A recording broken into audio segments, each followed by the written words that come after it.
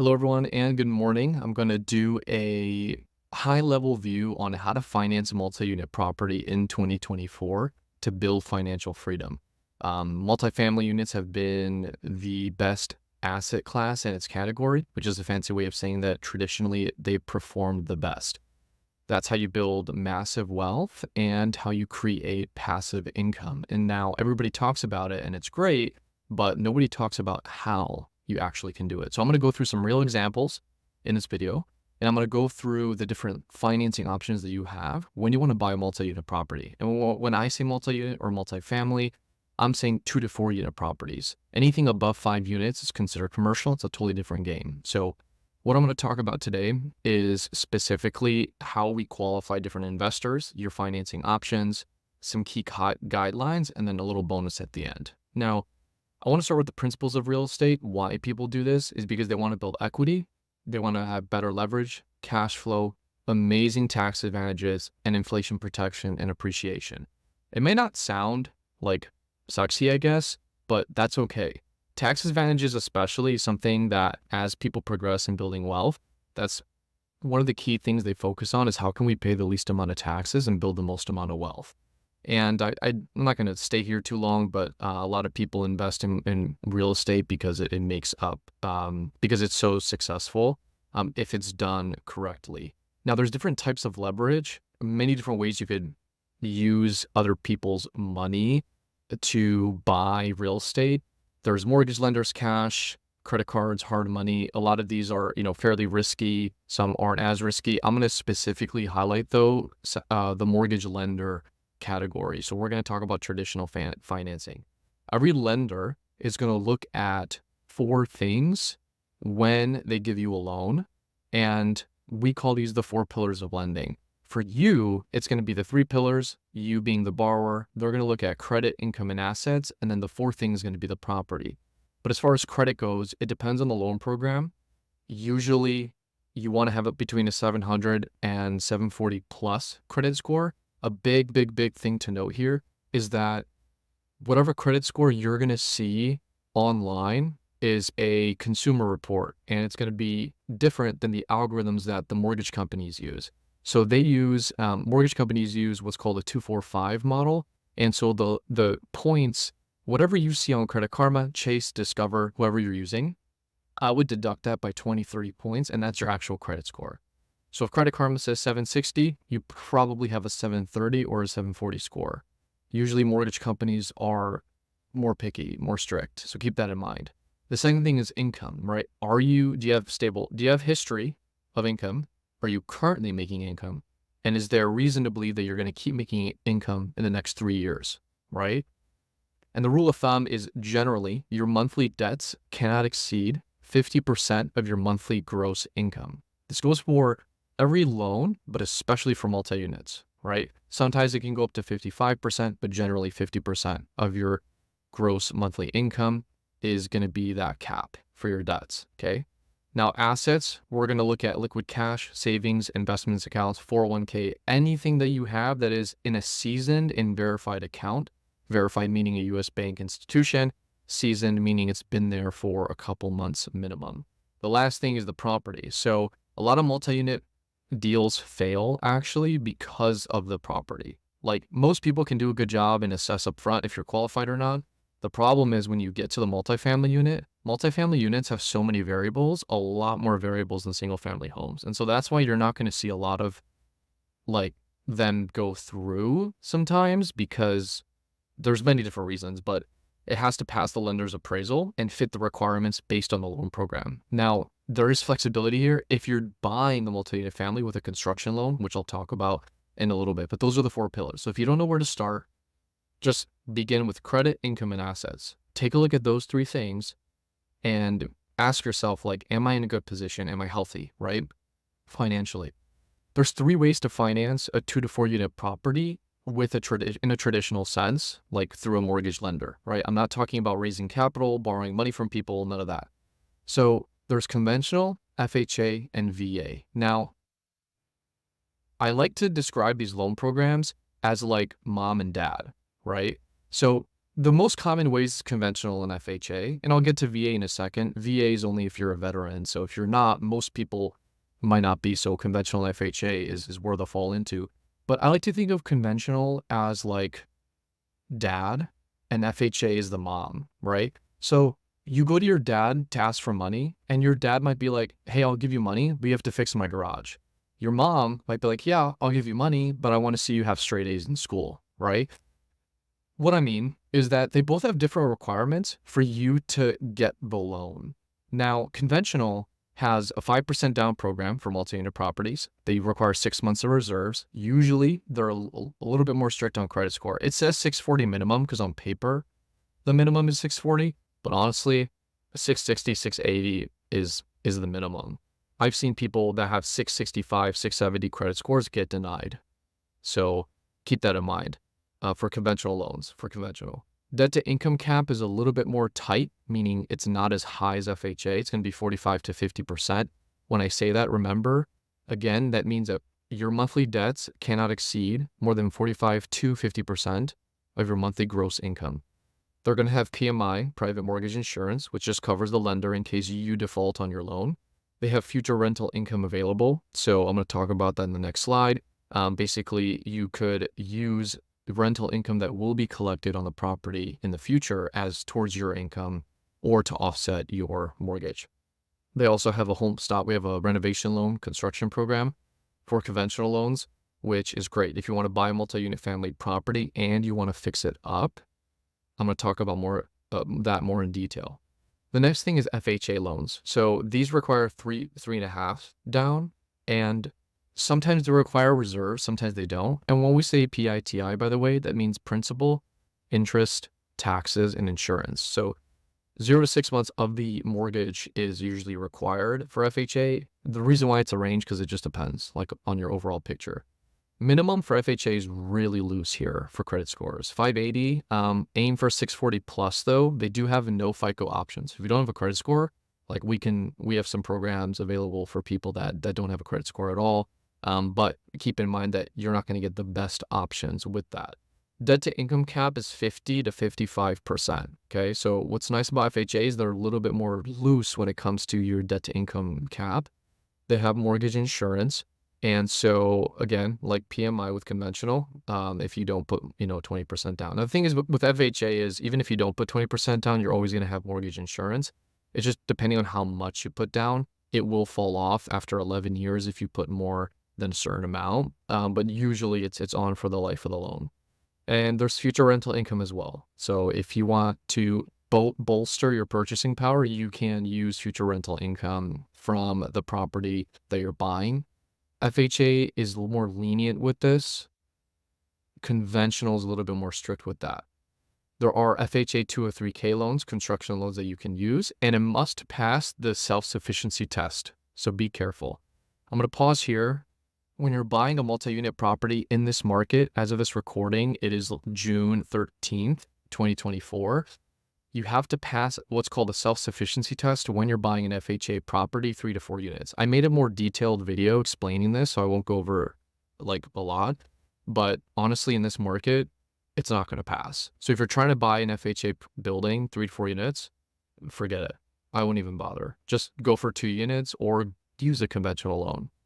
The last option is VA. VA is the absolute banger of a loan option. Like, it is the best. If you are a veteran, like, take advantage of the government programs that we have to give you leverage where you can buy a 4-unit building, 0 down, no minimum FICO. They allow you to go up to like 70% debt to income, which is ridiculous. I've seen like approvals at like 69%.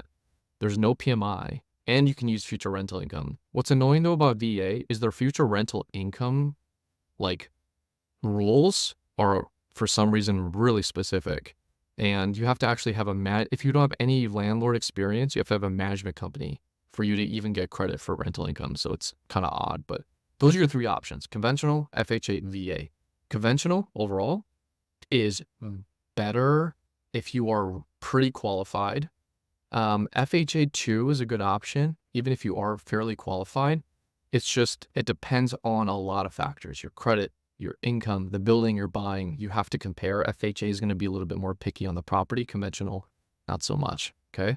So future rental income for conventional, it depends on your past rental experience and what we call as housing experience, meaning have you owned a home or have you rented?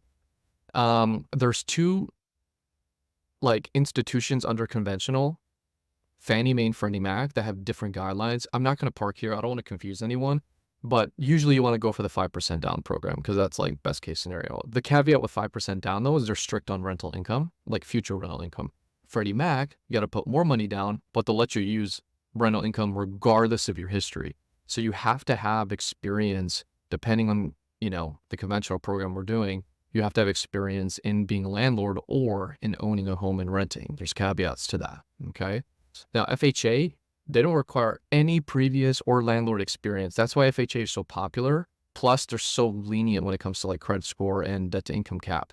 The problem is when it comes to 3 to 4 unit properties, it's hard to qualify right now in this market. If you have someone co-signing that's not living with you, you have to put 25% down. Only income from the other units the client is not occupying will be used. And then if you're doing a 203K loan, they'll only use 50% of the rental income of the fair market rent. And when they say fair market rent, they basically reduce you're, making a certain amount a month, they'll reduce that by 25%. And that's going to be your leftover number because they have to factor in vacancies and things like that. The last thing is VA. If the client has no history of managing rental units, then you need a property management company to agree to manage the building. If the client has landlord history, then rental income from all the other units can be used. It's as simple as that. So I'm not going to park here too long. There's a lot more to go into it, but those are like the 3 different ways that they look at when it comes to rental income. All very different. I'm going to add a bonus slide here, construction loans. This is huge. Like, it's a lot of paperwork. It's a lot of work, but if you could do this, like, honestly, this will change the trajectory of your life. So conventional loans have a home style renovation loan that we do. So you can do 3% down for a single family, 5% down for 2 to 4 units, which honestly is crazy that now you could buy a 2 to 4 unit property with 5% down and then fund 100% of the construction. So that's how these work. Is they will fund, the mortgage company will give you money for acquisition and for construction. Now, you have to put 5% down for acquisition, but they'll give you 100% for construction, which is kind of nice.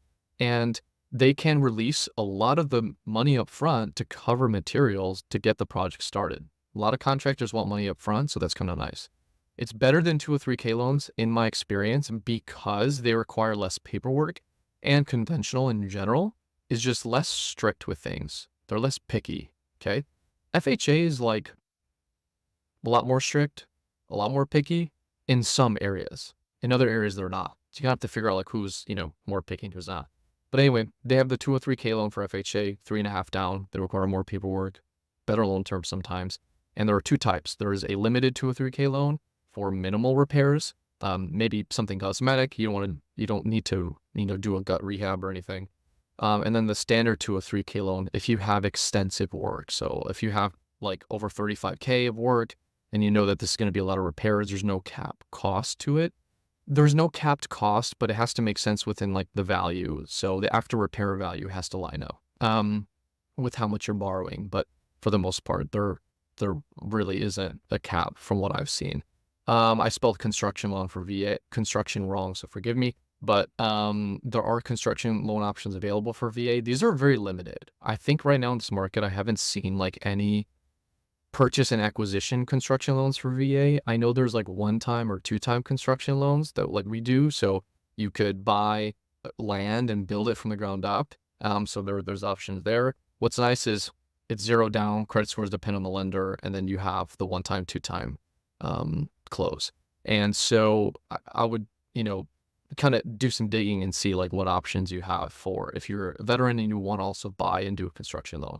Here's a really cool example on a property a couple of years ago that was done. We have a purchase price of $515 and we're borrowing $200,000. Now this is a 4-unit building with all 4 units being 1 bed, 1 bath and unfinished basements. I'm going to make another video on how to do a value add to a building or to a fix and flip. And the key thing is when you're doing construction, you don't want to just make it look nice, right?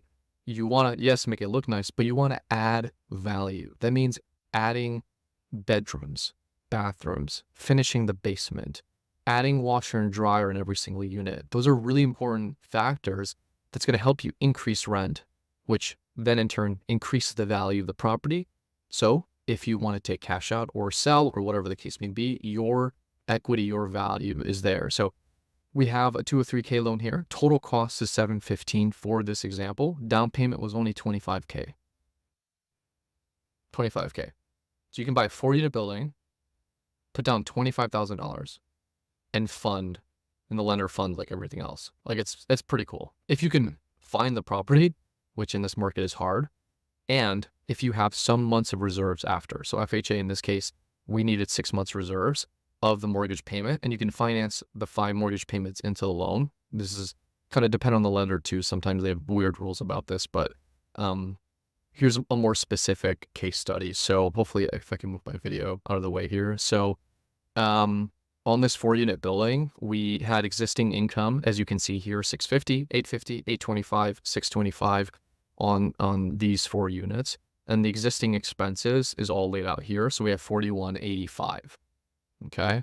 So we took total rental income on the existing building before we did construction, took the mortgage, the water bill, electric bill, and then that's our total figures. Okay. When we say mortgage, by the way, in this example, it's principal, interest, taxes, and insurance, and mortgage insurance. Okay. So that's total payment. Rates were low back then, so mortgage payments were kind of nice. Anyway, new income. So 2-bed, 1 bath.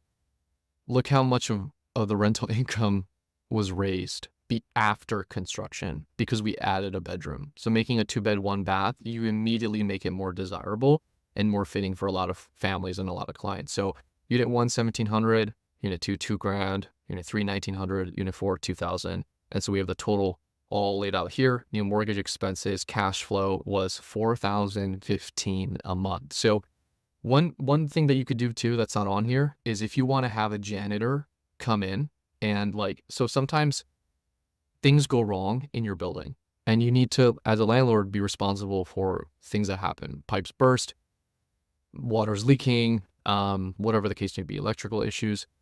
And what investors have done is they'll have a guy that's pretty savvy with construction, we'll call him a janitor, and have him live in the basement for either for free or reduced rent.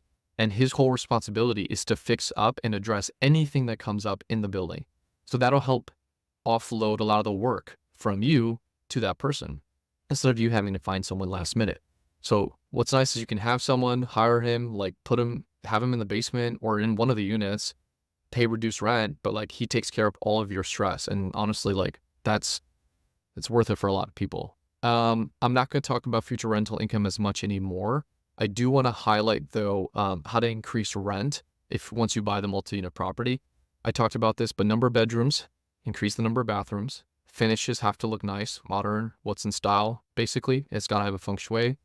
Look at amenities, square footage, finished basements, finished attics. Adding parking areas is big, especially in Chicago and other areas. Adding storage is huge. People look at storage. Logistically, does this make sense for my living, right? And I'm going to end with this because I talked about, okay, financial freedom, buying a multi-unit property is nice. I'm going to have the pros. Actually, let me say the cons first and I'll end with the pros. I want to end on a happy note. But I misspelled inventory, of course. Anyway, here are the drawbacks. Everybody else is looking for a multi-unit property because they're just so good. Yeah, they require work, but what, if anything in life that's worth it, does not require work, right?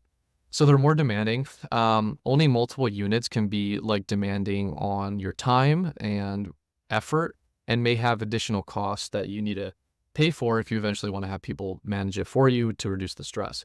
Tenant vacancies, there's risk of tenant turnover and that can impact your cash flow. And dealing with bad tenants can be a headache. There's a formula and a process that we have to find the best tenants that can stabilize your property and cause you the least amount of headaches, but you want to find and screen and have the best tenants. One thing to note is right now in this market, it's actually easier to get a mortgage than it is to become a tenant in some circumstances. Management companies are actually being more strict with tenants than they are to qualify for a mortgage, which is pretty funny. And then the last thing is limited inventory. So The drawback is that, like, I'm telling you right now, if you were to look for a 2 to 4 unit property, it's very slim pickings. If you do find one, they're going to be fairly overpriced if they're turnkey move-in ready. And I say move-in ready in quotations because even with that, they might not be necessarily move-in ready. There still might be a lot of work needed. Ideally, if you can find a property, fix it up with a construction loan because most people don't want to deal with that. If you can find that, that's like the way to go. Increase your net worth within the first year, increase your rent right away, stabilize the property, now you're cash flowing, or at least breaking even in this market. Here are the pros: steady rental income. Okay, so owning a 2 to 4 unit property provides multiple streams of rental income, which helps cover the payments of the mortgage, maintenance, and can generate profit, ideally, right? A lot of tax benefits is the other pro. So investors can have a lot of tax deductions, cost segregation, property depreciation, maintenance expenses. So talk to your CPA about that. That can significantly reduce your taxable income. But do this within reason because you still want to have enough income to buy your next property. There are programs that don't require like income verification, but you need to put more money down. So I made a separate video about that as well. And then wealth building. So like you could, multi-unit families appreciate way more than single family homes because their desire is just way higher. And in certain markets, when I say desire, I mean they're just more desirable. And in certain markets, like my market in Chicago, like everybody wants a multi-unit property, and they're so common. So there's a little bit more available than your like if you go to, Wyoming, you're probably not going to see a lot of multi-unit families. One thing I will note that's not on here is they are easier to manage than single family homes. If you have 10 single family homes all over the city or in other states that you're not living in, you have to like, if you're managing yourself, you have to drive around. It's just a lot of work. When you have like 1 or 2 multi-unit properties, you have like 3 or 4 tenants in one building. It's just easier to handle, right? So that's why a lot of people will invest in multi-unit properties versus single family homes.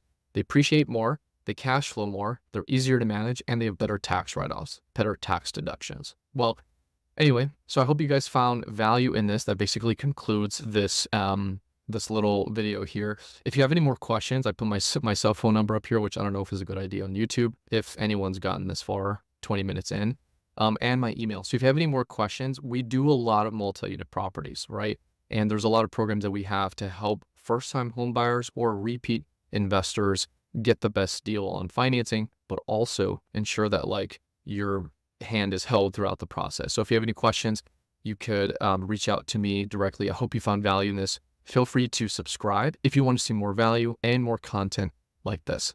Thank you.